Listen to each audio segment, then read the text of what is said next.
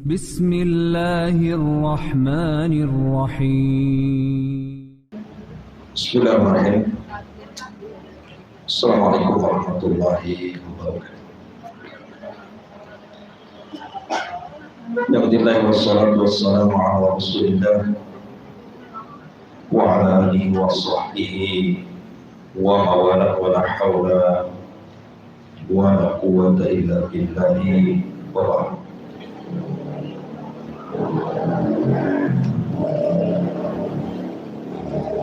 Kita lanjutkan kajian kita, masih membahas tafsir dari surah Al-Baqarah 27 98.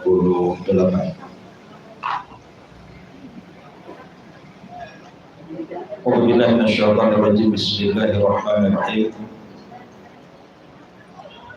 Qul man kana aduwwan li Jibril fa innahu nazzalahu ala qalbika bi idnillahi musaddiqan lima baina yadayhi wa hudan wa busyra lil mu'minin.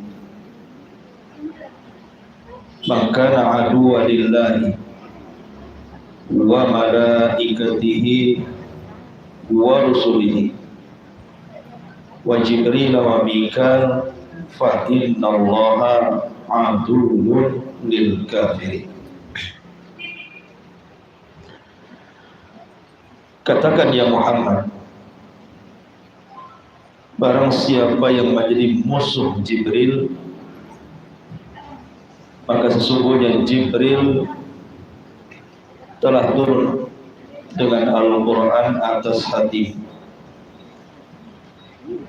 Dengan izin Allah Subhanahu wa ta'ala membenarkan kitab-kitab yang sebelumnya sebagai petunjuk dan kabar gembira bagi orang-orang yang beriman. Barang siapa yang menjadi musuh Allah, musuh para malaikat Allah dan rasul-rasul Allah, serta musuh Jibril dan Mikail, sesungguhnya Allah musuh bagi orang-orang kafir. Pada minggu yang lalu sudah saya jelaskan tentang siapa malaikat Jibril. Di dalam ayat ini menjelaskan kepada kita tentang kebencian orang-orang Yahudi terhadap Jibril. Kenapa orang-orang Yahudi sangat membenci Jibril? Di antara alasannya adalah karena apabila Allah Subhanahu wa ta'ala hendak menghancurkan sebuah kaum, maka yang diutus untuk menghancurkan kaum itu adalah Jibril. Sebagaimana Allah Subhanahu wa ta'ala menjelaskan dalam Al-Quran ketika menghancurkan negeri-negeri atau bangsa-bangsa sebelum Nabi SAW, seperti menghancurkan kaum Ad, kaum Tsamud, kaum Sodom, itu diutus Jibril untuk menghancurkan mereka. Jadi Jibril itu dianggap oleh orang Yahudi sebagai malaikat Adam, sehingga mereka tidak suka dengan Jibril. Dan mereka mengiklankan di hadapan Rasul bahwa malaikat yang mereka sukai hanya Mikail. Jadi mereka mengatakan, kalau yang turun kepadamu wahai Muhammad adalah Mikail, kami akan beriman. Tapi karena yang turun kepadamu Jibril, maka kami kufur. Dan Jibril itu malaikat azab, kata orang Yahudi. Adapun Mikail itu malaikat rahmat yang menurunkan hujan dan rezeki. Maka di sini Allah Subhanahu wa ta'ala pertegas siapa yang memusuhi Jibril. Maka sesungguhnya Jibril itu telah turun kepada Rasulullah SAW membawa Al-Quran sebagai pembenar kitab-kitab sebelumnya, Taurat dan Injil, sebagai petunjuk dan kabar gembira bagi orang-orang yang beriman. Dan Allah tegaskan lagi, siapa yang jadi musuh Allah, malaikatnya, rasulnya, Jibril dan Mikail, maka sesungguhnya Allah musuh bagi orang kafir. Karena mustahil orang itu mencintai Mikail kemudian membenci Jibril. Harus memiliki dua sikap, imam memusuhi Jibril dan Mikail atau mencintai Jibril dan Mikail. Tidak bisa dipisah-pisah. Karena kedua malaikat ini adalah malaikat-malaikat Allah. Dan keduanya disebutkan di dalam Al-Quran secara terpisah. Padahal keduanya bagian daripada para malaikat, tapi Allah pisahkan. Barang siapa yang memusuhi Allah dan para malaikatnya, kan cukup dengan kalimat para malaikatnya. Karena Jibril masuk dari malaikat, Mikail juga masuk dari malaikat. Kenapa dipisahkan? Dipisahkannya Jibril dan juga Mikail dari kalimat malaikat, walaupun keduanya bagian daripada malaikat, menunjukkan keduanya ini bukan malaikat kaleng-kaleng. Ini malaikat-malaikat yang disebut sadatul malaikat, pemimpinnya malaikat. Pemimpin malaikat itu yang paling atas Jibril, kemudian di bawahnya Mikail, kemudian di bawahnya Malakul Maut, dan di bawahnya malaikat Israfil. Itulah 4 pemimpin malaikat yang disebutkan di dalam Al-Quran kedudukannya. Adapun kalimat Israfil, kalau menurut ahli kitab itu, kalau malaikat maut namanya Israel, kemudian Mikail, Israfil, pasti ada kalimat di belakangnya. Ini bukan bahasa Arab, bahasa di luar Arab. Itu ada memiliki dua makna. Ada yang mengatakan itu artinya Allah, berarti Jibril itu Abdullah, Mikail itu Ubaidillah, Israfil itu Khadimullah. Ada juga yang memaknai di situ bukan Allah tapi abdun hamba. Jadi Jibril, ilnya itu artinya hamba. Jibril itu mungkin dalam bahasa kita Ar-Rahman, jadi Abdurrahman, Abdurrahim gitu. Diartikan Allah ataupun hamba sama saja, karena intinya adalah mereka adalah hamba Allah. Kalau diartikan Allah, berarti Jibril itu Abdullah, hamba Allah. Kalau diartikan Abdun, berarti Jibril itu artinya Ar-Rahman, jadi Abdurrahman, sama-sama hamba Allah Subhanahu wa taala. Nah, di sini Allah Subhanahu wa taala katakan, kul, katakan ya Muhammad, kepada siapa? Kepada orang-orang Yahudi yang mereka memusuhi Jibril dengan alasan bahwa Jibril itu malaikat suka perang dan suka mengazab. Man kana aduwan, barang siapa yang menjadi adu itu artinya mubghid, yang sangat membenci. Adu itu artinya orang yang sangat membenci. Li Jibril, kepada malaikat Jibril. Alasannya karena malaikat Jibril malaikat adab. Fa innahu nazzalahu, ada dua penafsiran. Fa innahu nazzalahu, fa innahu, maka sesungguhnya dia ini siapa? Ada yang mengatakan dia adalah Allah, ada yang mengatakan dia itu artinya Jibril. Kalau diartikan Allah fa innahu, maka sesungguhnya dia Allah, nazzala maksudnya menurunkan Jibril kepada siapa? Ala qalbika, kepada Nabi. Jadi sesungguhnya Allah telah menurunkan Jibril kepada Nabi. Tapi kalau maknanya fa innahu, maka sesungguhnya dia adalah Jibril, makna nazzalahu, maka sesungguhnya Jibril itu nazzalahu, menurunkan Al-Quran ala qalbi, kepada Rasulullah SAW. Jadi dua-duanya sama inti. Kalau fa innahu artinya Allah menurunkan Jibril untuk apa? Yang membawa wahyu Quran juga gitu. Kalau yang diartikan Allah di sini Jibril, artinya Jibril menurunkan Al-Quran. kepada Nabi SAW, dan dua tafsir sama-sama benar. Fa innahu nazzalahu ala qalbi. Biidznillah, semua karena izin Allah. Tidak ada satupun malaikat yang bertugas kecuali karena izin Allah. Makanya tidak benar ada orang yang bisa manggil malaikat. Yaitu dukun namanya. Ada dukun perempuan itu mengklaim bisa manggil malaikat. Dipanggil MUI sudah tobat. Tobat di sininya saja, di panggilan malaikat. Masalah yang lain dia tak tahu, begitu. Tapi sudah mau mengakui bahwa dia tidak bisa memanggil malaikat, dia sudah benar. Gitu. Jangankan dia, Nabi aja tidak bisa manggil malaikat. Kok dia pula bisa manggil malaikat? Karena malaikat itu tidak mungkin bertugas kecuali izin dari Allah. Musaddiqan lima baina yadayhi, di mana Al-Quran yang turun lewat Jibril itu membenarkan terhadap kitab-kitab sebelumnya, membenarkan Taurat, membenarkan Zabur, membenarkan Injil gitu. Dan Al-Quran itu sebagai hudan petunjuk.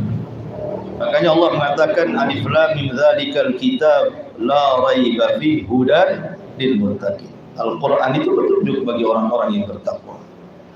Maksudnya bukan khusus bagi orang yang bertakwa, karena Quran itu kan umum, petunjuk bagi manusia. Maksudnya yang bisa mengambil manfaat dari Quran itu orang-orang yang bertakwa, itu maksudnya. Wa busra, dan kabar gembira. Dalam Al-Quran itu terdapat kabar gembira dengan adanya surga, ketenangan, dan begitu seterusnya, lil mu'minin, bagi orang-orang yang beriman. Kemudian Allah Subhanahu wa taala pertegas lagi di sini, man kana aduwwa lillahi, barang siapa yang menjadi musuh Allah. Siapa musuh Allah itu? Pertama, musuh Allah adalah syaitan, iblis. Itulah musuh Allah Subhanahu wa taala. Illa iblis aba wastakbara wa kana minal kafir. Iblis itu sombong dan termasuk makhluk yang kafir. Makanya Allah mengatakan wala tattabi'u khutuwati syaitan innahu lakum aduwwun mubin. Janganlah mengikuti langkah-langkah syaitan, karena setan itu musuh yang nyata. Musuh Allah, musuh orang-orang yang beriman, dan musuhnya para nabi. Makanya Allah Subhanahu wa taala berfirman di dalam Al-Qur'anul Karim, wa kadzalika ja'alna likullin nabiyyin aduwwan minal mujrimin. Begitulah kami jadikan tiap-tiap nabi itu musuh dari orang-orang yang berbuat jahat. Dalam ayat yang lain, wa kadzalika ja'alna likullin nabiyyin aduwwa syayatinal insi wal jin. Begitulah kami jadikan musuh pada tiap-tiap nabi itu kalangan setan-setan, setan manusia dan setan jin, iblis, dan juga para pengikutnya. Ini musuh besarnya Allah. Kemudian yang kedua di antara musuh Allah adalah orang-orang kafir. Fa innallaha aduwwun lil kafirin. Bagaimana di sini Allah katakan dalam Al-Baqarah 96, 97, 98 di akhirnya, fa innallaha aduwwun lil kafir. Berarti musuh Allah itu orang-orang kafir, termasuk orang-orang musyrik dan termasuk orang-orang munafik. Orang-orang kafir maksudnya orang Yahudi, Nasrani yang kufur kepada Allah Azza wa Jalla. Mereka musuh-musuh Allah, musuh-musuh orang-orang, musuh-musuh Allah dari kalangan kafirin, dan juga orang-orang musyrik dan juga orang munafik. Sebagaimana ketika Nabi SAW hendak mendoakan Abdullah ibn Salul, kata Umar bin Khattab, bukankah dia musuh Allah dan Rasulnya? Kenapa kau berdoa? Biarkan, dia kan musuh Allah dan Rasulnya. Berarti munafik ini musuh Allah juga. Kemudian yang ketiga di antara musuh Allah adalah al-usat, orang-orang yang bermaksiat. Mereka musuh-musuh Allah. Makanya Allah Subhanahu wa taala ketika mengancam soal riba, apa kata Allah? Ya ayyuhalladzina amanu ittaqullaha wa dharu ma baqiya minar riba. Wahai orang-orang yang beriman, bertakwalah kepada Allah, tinggalkan segala jenis riba. In kuntum mu'minin, kalau kalian beriman. Terus fa illam taf'al, kalau kalian tidak berhenti dari riba, fa'dhanu biharbin minallah. Umumkan kepada mereka, Allah siap memerangi mereka.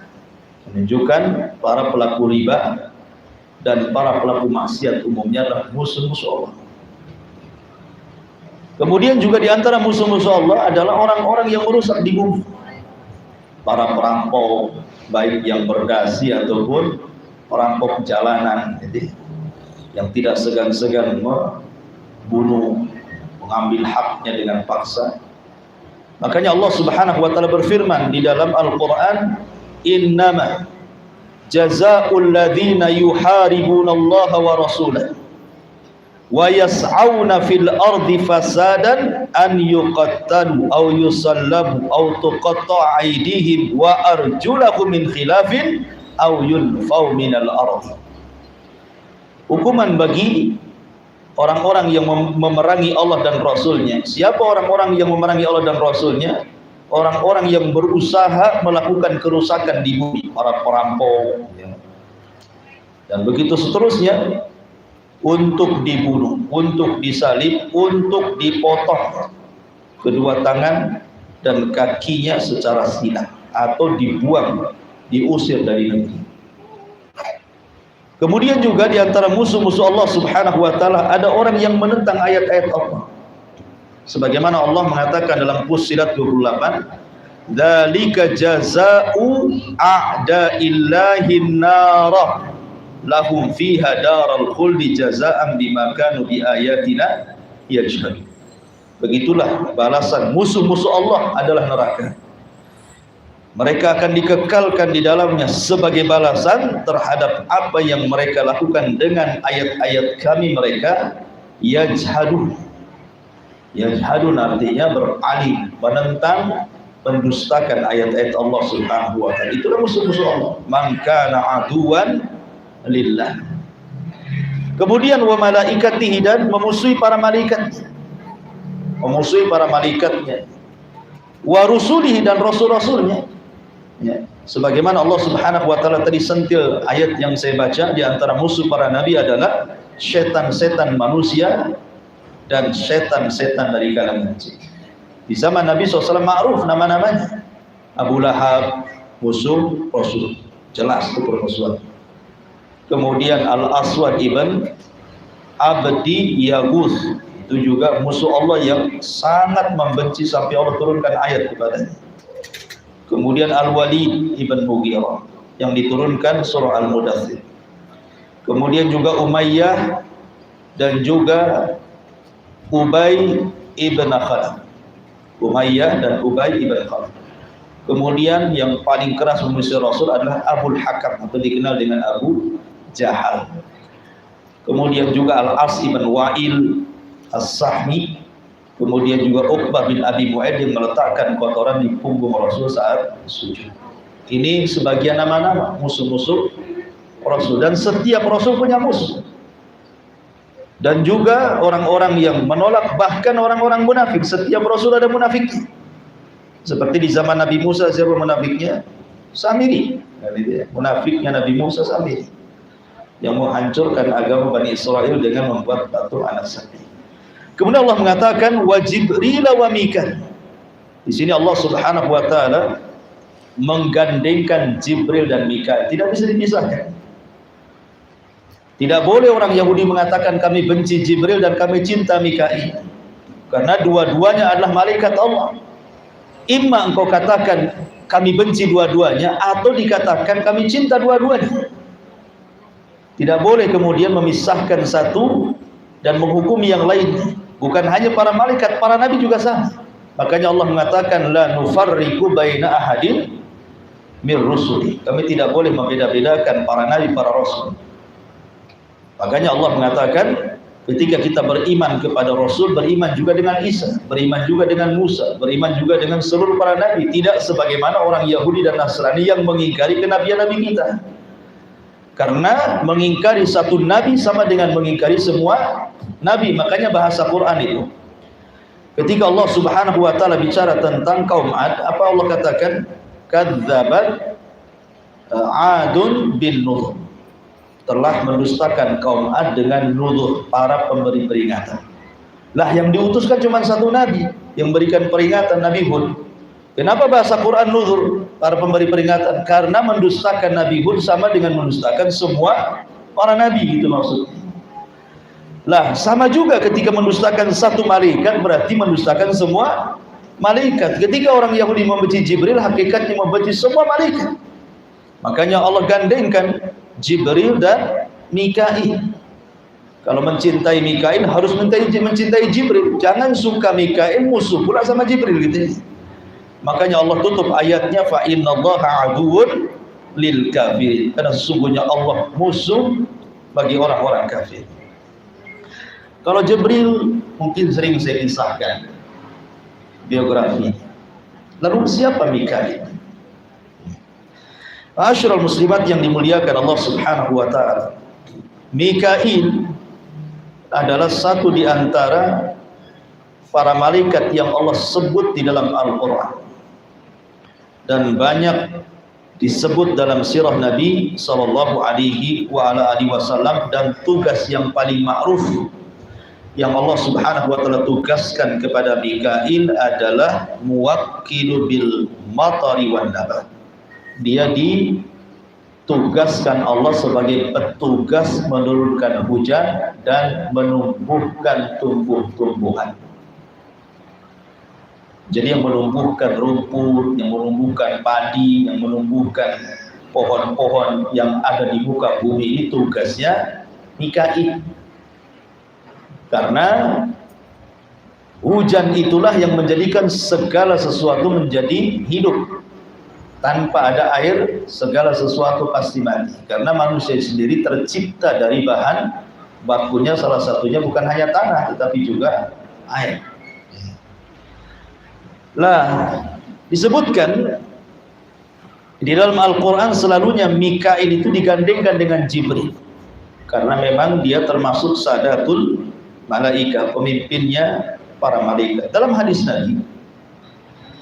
Nabi SAW pernah mengatakan, mali ara Mikaila dhahikan qat. Qala ma dhahika Mikail mundu khuliqatin nar.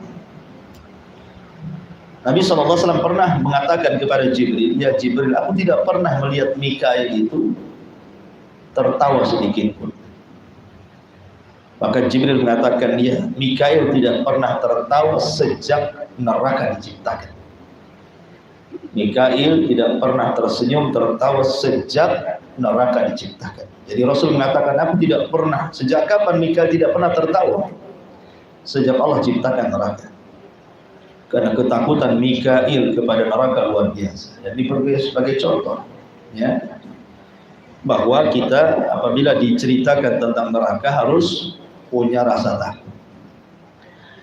Allah Subhanahu wa taala menciptakan Mikail sebagaimana malaikat-malaikat yang lainnya, dicipta dari cahaya. Sebagaimana Rasul mengatakan, khuliqatil malaikatu min nur, ciptakan malaikat itu dari cahaya. Dan sebagaimana sifat-sifat malaikat yang lain, Mikail juga sama. Dia tidak memiliki syahwat hewani, tidak memiliki syahwat seperti manusia, karena malaikat tidak disifati laki-laki dan perempuan. Malaikat tidak menikah, malaikat tidak punya keturunan, malaikat tidak makan, malaikat tidak minum, malaikat tidak buang hajat. Malaikat itu hanya beribadah sebagaimana Allah mengatakan, wa yaf'aluna ma yu'mar. Mereka hanya melaksanakan perintah Allah Subhanahu wa taala, dan setiap malaikat diberikan kemampuan untuk tasyakkur, berubah bentuk. Dan biasanya Mikail selalu bersama Jibril mendatangi para nabi dalam bentuk manusia. Contoh, ketika tiga malaikat Mikail, Jibril dan Malakul Maut tasyakul, beralih rupa menjadi manusia pemuda tampan yang kekal-kekal, bertamu ke siapa? Ke rumah Nabi Ibrahim. Kemudian tiba-tiba kemudian Ibrahim, karena Ibrahim itu kan orang yang sangat mulia dan memuliakan para tamu, jadi tidak melihat siapa orang yang datang, langsung kemudian ke dapur ngasih tahu istrinya, ambil pisau, nyembelih unta, kemudian langsung memasak. Ketika kemudian dihidangkan tuh makanan-makanan itu di hadapan 3 malaikat yang menjelma manusia itu, salah satunya ada Mikail di situ. Tiba-tiba 3 malaikat ini justru tidak memandang Ibrahim, tidak memandang makanan, tapi tajam memandang Ibrahim. Ibrahim takut karena sudah tua. Sehingga kemudian disebutkan dalam Al-Quran ketakutan Ibrahim itu, sampai akhirnya kemudian 3 malaikat ini memberitahu bahwa mereka adalah malaikat-malaikat utusan Allah. Barulah kemudian tenanglah Ibrahim. Kemudian 3 malaikat ini menghabarkan kepada Ibrahim kabar gembira akan kelahiran Ishak dan cucunya Yakub. Kemudian setelah itu memberitahu akan mengadab kaum Sodom. Menunjukkan bahwa Mikail datang bersama Jibril. Kemana-mana sama Jibril. Makanya Yahudi aneh, orang kemana-mana sama Jibril, kok kemudian dimusuhi kawannya dan mencintai yang lainnya, kan itu. Akalnya di mana? Kemana-mana sama Jibril. Apalagi Jibril itu juga yang menurunkan wahyu kepada setiap para nabi, termasuk nabi mereka. Lah yang mengangkat Musa jadi nabi siapa kalau bukan Jibril? Kenapa dimusuhi Jibril, kan? Yang mengangkat para nabi menjadi nabi itu siapa? Jibril. Kok dimusuhi pula Jibril? Makanya tidak masuk akal. Kemudian juga ketika Mikail alaihi salam bersama Jibril datang ke kaum Sodom, kemudian menemui Nabi Lut, maka sempat 3 malaikat ini digerebek gitu ya dengan preman-preman dan hendak diculik. Akhirnya kemudian Jibril keluar menghempaskan sayapnya, kemudian membutakan semua yang mengepung. Itu adab pertama kaum Sodom. Kemudian setelah itu Allah memerintahkan Jibril untuk mengangkat negeri Sodom ke langit, dihujani meteor, kemudian ditumpahkan lagi ke bumi dan jadi laut mati sekarang. Nah dari sini juga Jibril dan Mikail serta Malakul Maut tasyakul juga menemui Nabi Lut. Dari sini menunjukkan bahwa punya kemampuan Jibril itu dan juga Mikail dan malaikat yang lain untuk tasyakul menjadi manusia. Kemudian juga tadi sudah disebutkan bahwa tugas Mikail adalah malaikat yang ditugaskan menurunkan hujan. Ini pula yang menjadikan orang Yahudi sayang dengan Mikail. Karena tugasnya Mikail itu membawa rahmat masalahnya. Yang menumbuhkan tumbuh-tumbuhan, membawa hujan, membawa kehidupan. Makanya orang Yahudi senang dengan Mikail dan tidak suka dengan Jibril karena suka ngadab orang. Nah, kemudian juga Mikail ini tidaklah bertugas kecuali karena perintah Allah Subhanahu wa taala. Sama dengan malaikat tidak akan bertugas kecuali karena izin Allah Subhanahu wa taala. Dan Mikail juga disebutkan secara jelas namanya di dalam surah Al-Baqarah yang kita baca. Baik, Mikail ini sebutkan juga Allah berikan kekhususan. Dan Nabi SAW sangat memuliakan Mikail. Nabi SAW sangat memuliakan Mikail. Makanya Nabi SAW terkadang menjadikan doa dalam setiap doanya iftitah salat. Ya, biasanya kalau iftitah salat kan biasanya Allahumma ba'id baini wa baina khataayaya, itu yang lainnya. Tapi Rasul terkadang baca iftitah untuk salat malam itu beliau membaca Allahumma rabba Jibrila wa Mikala wa Israfila fatiras samai wal ar alimal ghaibi wasyahadah anta tahkumu baina ibadik fi makanu fihi yakhtalifun ihdini limah talafa fihi minal haq biidnik innaka anta tahdi man tasha ila siratin mustaqim. Di sini terkadang Rasul membaca iftitah dengan doa seperti ini. Ya Allah, Rabbnya Jibril, Rabbnya Mikail, Rabbnya Israfil. Sebutkan tiga-tiganya.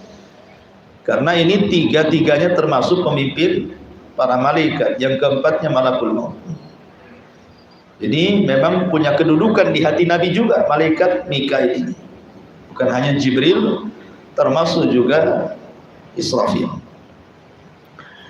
Taib ini tidak banyak keterangan soal biografi malaikat Mikail, tapi yang jelas bahwa yang masyhur tugas Mikail menurunkan hujan dan menumbuhkan semua tumbuh-tumbuhan yang ada di kolong langit.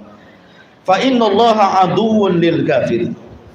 Kemudian Allah Subhanahu wa taala mengatakan walaqad anzalna ilaika ayatin bayyinah.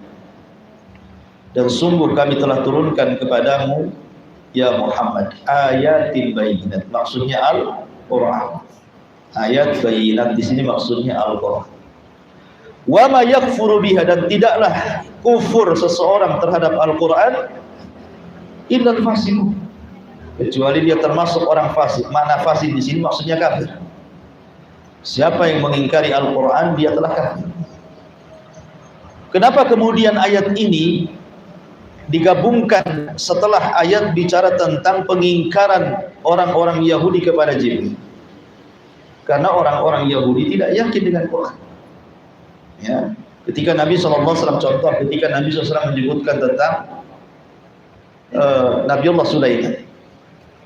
Oh, Sulaiman itu Nabi, Sulaiman itu Rasul. Mereka tidak terima orang Yahudi itu, karena di mata mereka Sulaiman itu tukang sihir. Maka Allah Subhanahu wa taala turunkan membantah mereka. Tapi walaupun demikian tetap saja mereka mengingkari Quran. Termasuk juga permasalahan Jibril gitu ya. Ketika mereka datang kepada Nabi sallallahu alaihi wasallam bertanya, "Siapa yang menurunkan wahyu kepadamu wahai Muhammad?" Kata Nabi sallallahu alaihi wasallam, Jibril. Padahal ketika itu Nabi sallallahu alaihi wasallam ditanya soal 3 perkara dan benar. Kan Rasul ditanya oleh orang-orang Yahudi. Salah satu pertanyaannya, kenapa seorang anak itu mirip dengan orang tuanya? Kemudian yang kedua, apa makanan penduduk sorga? Kemudian yang ketiga, apa itu? Rasul benar tuh jawab tuh, ya. Karena dapat wahyu dari Jibril. Udah Rasul mengatakan, adapun anak yang mirip dengan orang tuanya tergantung siapa yang mendominasi spermanya.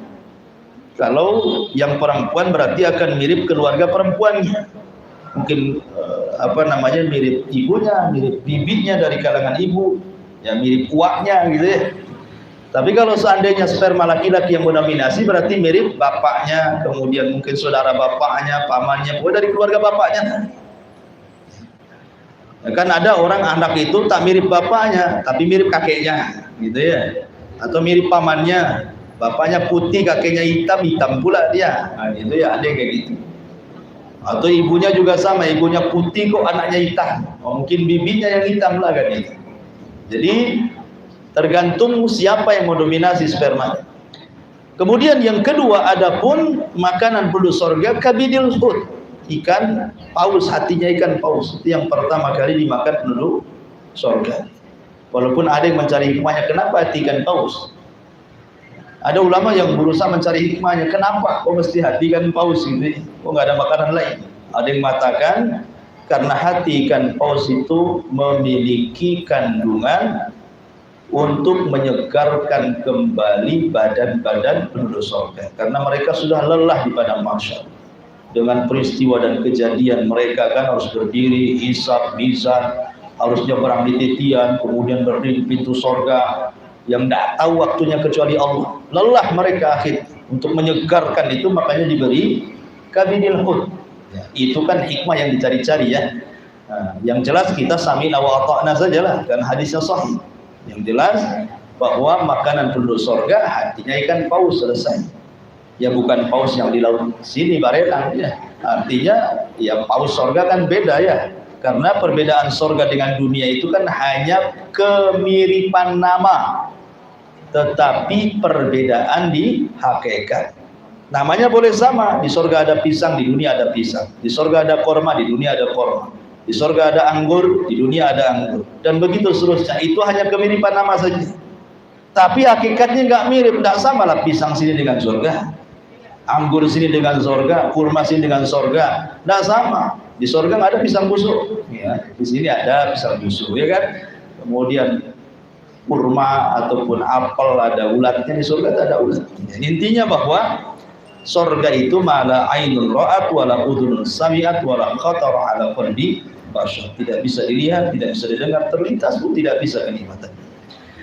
Kemudian yang ketiga, kata Nabi SAW, soal ruh, memang Rasul tidak bisa menjawab. Karena memang itu urusan Allah. Yas'alunaka anir ruh, qulir ruhu min amri Rabbi. Mereka bertanya-tanya orang Yahudi kepadamu soal ruh. Katakan, ruh itu urusan Rabb.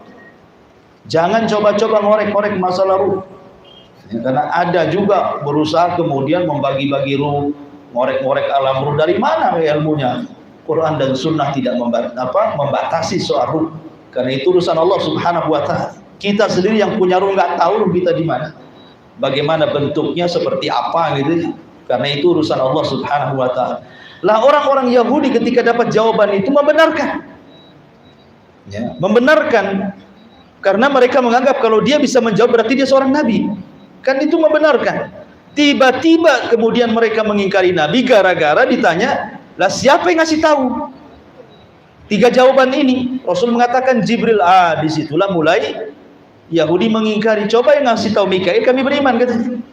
Tapi kalau yang ngasih tahu Jibril, Jibril itu musuh kami. Nah, berarti kalau Jibril musuh kami, kau juga musuh kami. Jadi itu jadinya orang Yahudi. Gara-gara Jibril akhirnya merembet kepada Nabi SAW. Coba kalau yang datang Mikail, kami beriman. Akhirnya mereka mendustakan Rasul dan Al-Quran yang dibawanya. Dari sini Allah katakan, walaqad anzalna ilaika ayatin bayyinat wa ma yakfuru biha illal fasiqun. Sungguh kami telah turunkan kepadamu ya Muhammad Al-Quran, ayat-ayat yang jelas, dan tidaklah orang mengkufuri Al-Quran kecuali dia kafir. Fasik di sini maknanya kafir. Karena ada fasik itu 2 makna, bisa kafir, bisa kufrun duna kufrin, kafir tapi tidak kafir, maksudnya fasik. Tapi ada juga fasik di sini artinya kafir. Kemudian Allah Subhanahu wa Ta'ala mengatakan, awa kullama ahadu ahdan nabadahu fariqum minhum bal aktsaruhum la yu'min. Ataukah setiap kali mereka mengadakan perjanjian, nabadahu fariqun, tiba-tiba sekelompok orang Yahudi berkhianat dengan perjanjian, bal aktsaruhum la yu'minun, kebanyakan mereka tidak beriman. Jangan lagi Al-Quran, Taurat yang selama ini menjadi rujukan bangsa Yahudi, dan Nabi yang selama ini mereka bangga-banggakan, Nabi Musa, mereka ingkari. Lihat ketika Allah Subhanahu wa Ta'ala bicara soal sihir, Allah mengatakan, alam tara ilal ladzina utu nasiban minal kitab yu'minuna bil jibti wa tauhid. Tidakkah engkau lihat orang-orang yang diberikan kepada mereka bagian daripada kitab? Maksudnya Yahudi. Ya, diberikan kepada mereka Taurat. Jadi Yahudi itu asalnya beriman dengan Taurat mereka. Tiba-tiba kemudian Taurat ditinggalkan, mereka beriman dengan al-jibti wa tauhid. Jibti itu kata Umar adalah dukun, dan tauhid itu syaitan. Ada juga yang mengatakan jibti itu dukun peramal, tauhid itu tukang sihir. Jadi yang tadinya beriman kepada Taurat, kepada Nabi Musa alaihi salatu wasallam dan ajarannya, tiba-tiba berpaling. Justru mereka mendalami sihir dan perdukunan. Di sini juga ada faedah penting bahwa belum tentu orang yang istiqomah itu tetap istiqomah, kan? Buktinya orang Yahudi yang tadinya berpegang kepada Taurat beralih kepada kitab sihir. Maka penting menjaga akidah. Kalau tidak ya lari akidah itu, seperti larinya akidahnya orang-orang Yahudi. Karena Allah mengatakan, walamma ja'ahum rasulun min indillah musaddiqul lima ma'ahum nabada fariqum minal ladina utul kitaba kitaballah wara'a dhuhurihim ka'annahum la ya'lamun. Maka tatkala datang kepada mereka seorang rasul, maksudnya Nabi Muhammad sallallahu alaihi wasallam, min indillah, jelas-jelas datang dari Allah, musaddiqul lima ma'ahum, rasul ini datang membenarkan ajaran mereka. Quran itu datang tidak menyelisih Taurat, tidak menyelisih Injil, justru menyempurnakan Taurat dan Injil.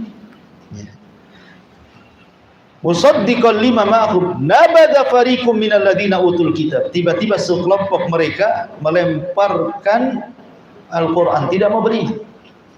Ya. Dari kalangan orang-orang yang diberikan kitab, maksudnya Taurat dan Injil, kitab Allah, apa yang dilempar Al-Quran, wara'a dhuhurihim, ke belakang punggung mereka, ka'annahum la ya'lamun, seolah-olah mereka tidak tahu. Padahal selama ini mereka menanti-nanti kedatangan Nabi kan, seolah-olah tidak tahu, masa bodoh.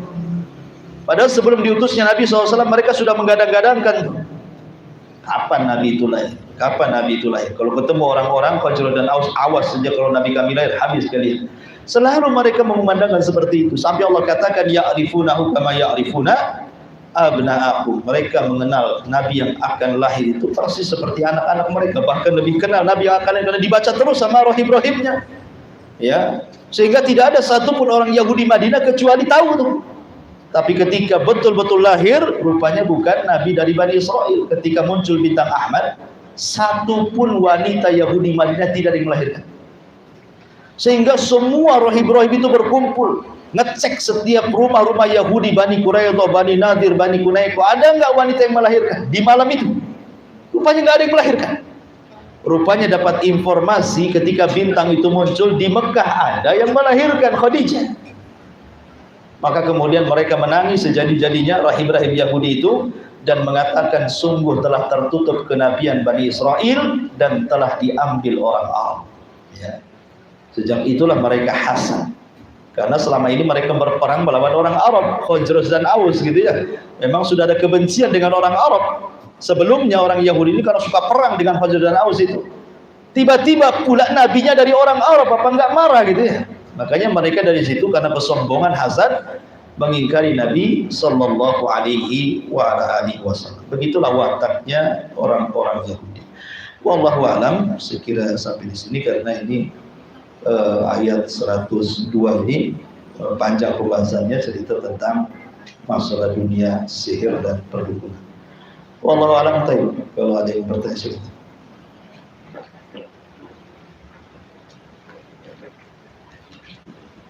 Bismillah, assalamualaikum Ustaz. Waalaikumsalam. Ustaz, tadi kan disebutkan bahwa Mikael itu sejak diciptakannya neraka tidak pernah lagi tertawa. Pertanyaannya, apakah malaikat ini memiliki sifat tertawa seperti sifat manusia itu Ustaz? Iya, alhamdulillah. Malaikat memiliki sifat tertawa karena di antara tugas mereka juga ada yang menghabar gembirakan. Ya. Ketika Nabi SAW mengatakan ma dhahikat, bahwa malaikat Mikail tidak pernah tertawa, maknanya mafhum mukhalafahnya berarti mereka juga tertawa gitu kan. Karena kan alasan tidak tertawanya sejak diciptakan neraka, berarti sebelumnya tertawa. Nah, itu mafhumnya ya, pemahaman hadisnya seperti itu. Ya, malaikat diberikan sifat seperti itu, tertawa. Tetapi sekali lagi, walaupun demikian malaikat tidak diberikan syahwat hewani, syahwat seperti hewan. Malaikat tidak diberi syahwat seperti hewan. Malaikat itu diberikan akal. Makanya ada perbedaan akal dan hawa nafsu. Kalau hawa nafsu itu kan sifat hewani, tapi kalau akal itu positif, kalau hawa nafsu itu negatif. Makanya kita harus menurunkan hawa nafsu dan memakai akal untuk kebaikan. Afala ta'qilun, kenapa kalian tidak berakal, kata Al-Quran. Afala yatadzakkarun, kenapa kalian tidak berpikir. Nah, maksudnya karena akal ini untuk hal-hal yang positif. Adapun kemudian akal itu jadi negatif, itu kan dorongan hawa nafsu. Asalnya akal diciptakan itu adalah untuk mendorong hal-hal yang positif. Makanya gandengan akal itu dengan malaikat. Kalau hawa nafsu itu dengan setan biasanya. Makanya sering saya katakan ada dua energi di badan manusia, itu positif dan negatif. Kayak batu baterai itu ada min plusnya kan. Manusia juga ada min plusnya juga. Tergantung siapa yang mengalahkannya, hawa nafsu atau akal. Jadi malaikat itu punya sifat tertentu berdasarkan nas hadis tadi secara mafhum mukhalafah. Nah, pemahaman kebalikan namanya. Berarti ketika malaikat Mikail tidak tertawa karena sejak diciptakan neraka, berarti sebelumnya tawa gitu maksudnya. Wallahu a'lam.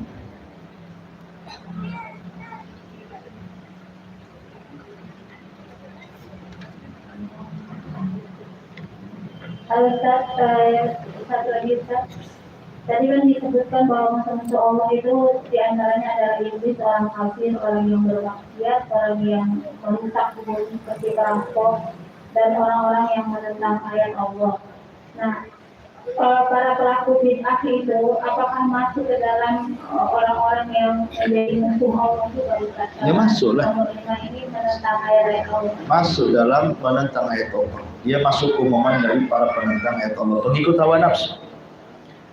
Menentang ayat Allah itu karena tidak menerima ayat-ayat Allah, termasuk Quran dan Sunnah itu ayat-ayat Allah. Jadi saya kan hanya menyebutkan globalnya, rinciannya ya masuk di situ. Masuk kepada orang-orang yang mereka memberikan sebuah ajaran yang tidak diajarkan di zaman Nabi. Karena hakikatnya mereka sedang mendustakan Al-Quran dan Sunnah. Para pelaku bid'ah yang mereka senantiasa membuat perbuatan baru dalam Islam itu masuk pada orang-orang yang mendustakan Al-Quran. Karena Al-Quran mengatakan al-yauma akmaltu lakum dinakum wa atmamtu alaikum ni'mati wa raditu lakumul Islam din. Pada hari ini kusempurnakan Islam. Kujadikan nikmat Islam untuk kalian. Kuridhoi Islam sebagai agama kalian. Kata Imam Malik ketika mengomentari ayat ini, man lam yakun yauma idin dinan fala yakunun yauma dinan. Sesuatu yang tidak dianggap agama di zaman Rasul jangan dibuat agama di zaman sekarang. Cukuplah dari ada yang ada. Yang ada saja kita tidak bisa melakukan. Coba ibu melakukan perintah yang ada saja, nggak akan sanggup. Sholat sunnah, macam-macam sholat sunnah, sanggup? Enggak. Puasa sunnah, macam-macam puasa sunnah. Jangan lagi puasa Daud, Senin Kamis tak bisa. Jangan lagi Senin Kamis, Ayamul Bid pun tak bisa. Nunggu Ramadan aja kelaparan. Gitu ya. Jadi yang ada aja kita tak bisa. Belum doa-doa sehari-hari. Doa tidur, doa bangun tidur, masuk WC, keluar WC, pakai baju, lepas baju, keluar rumah, datang ke rumah, kan banyak doa-doa. Zikir-zikir pagi, petang, sebelum zuhur, setelah sholat, zikir sebelum tidur, bangun tidur, macam-macam zikir yang diajarkan Nabi. Doa-doa, zikir-zikir, wirid-wirid, itu banyak. Makanya yang ada aja kalian nggak sanggup sebenarnya. Yang ada saja nggak sanggup. Makanya Abdullah bin Mas'ud mengatakan, ittabi'u wa la tabtadi'u faqad kufitu. Sudah ikut saja, jangan buat-buat, cukup bagi kalian. Yang ada saja nggak sanggup, kok menciptakan yang tidak ada pula gitu ya. Makin nggak sanggup lah. Yang ada saja nggak sanggup kita melakukan. Karena ada hadis yang mengatakan faman yushaddadina illa ghalabah. Siapa yang memborong semua agama, pasti agama akan mengalahkan.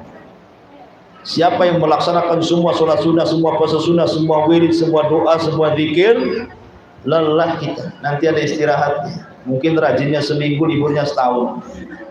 Dan itu ya, karena tidak mungkin lah kita mengamalkan semua agama, itu mustahil.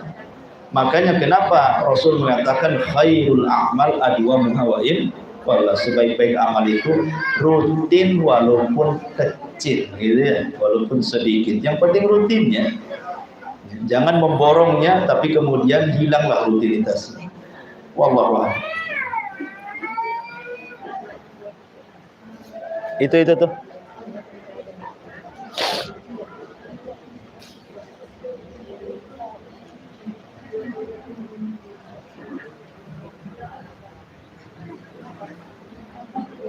Assalamualaikum warahmatullahi wabarakatuh. Waalaikumsalam. Tadi kita tahu bahwa Mikail adalah salah satu malaikat yang tidak tertawa ketika kita neraka. Apakah ada malaikat yang lain yang merubah tabiatnya terhadap dikobat selain Mikail? Iya, ada yang tidak pernah tertawa seperti malaikat Malik. Malaikat Malik itu sejak neraka diciptakan dia tidak pernah tertawa juga. Malaikat Malik itu tidak pernah tersenyum. Ada riwayatnya. Malaikat penjaga neraka itu tidak pernah tersenyum sama sekali setelah melihat Adam. Ya kan? Jadi ada beberapa malaikat yang merubah tabiat. Salah satunya malaikat Malik. Wallahu a'lam.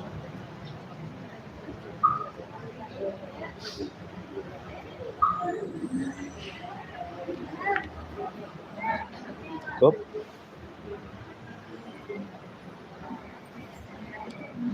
Ustaz, tadi kan Ustaz ada menyebutkan 3 hal yang ditanya oleh orang Yahudi kepada Rasulullah.